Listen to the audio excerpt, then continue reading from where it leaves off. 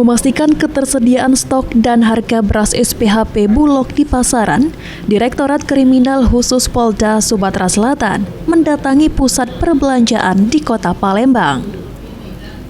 Dalam sidaknya, petugas yang dipimpin oleh Direktur Kriminal Khusus Polda Sumsel, Kombes Pol Bagus Suropratomo, menemukan 2 pusat perbelanjaan retail di Kota Palembang yang tidak menjual beras SPHP Bulog. Hal ini disebabkan karena putusnya komunikasi antara pihak retail dengan Bulog serta jarak yang jauh.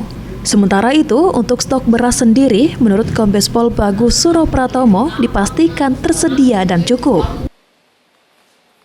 Jadi saya sudah komunikasi dengan pihak Bulog, itu terkait komunikasi pertama antara pihak retail dengan pihak Bulog, menginformasikan bahwa beras tersebut kosong, utuh dan sebagainya itu hubungannya masih sedikit tersendat.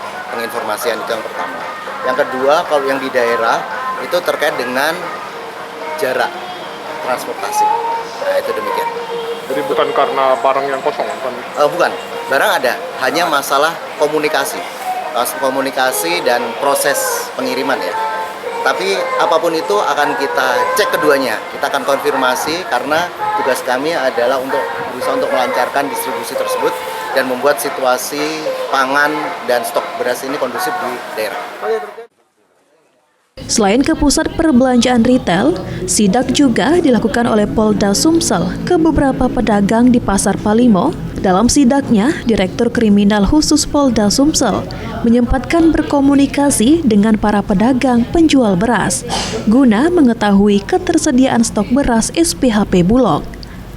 Tim Liputan, PAL TV.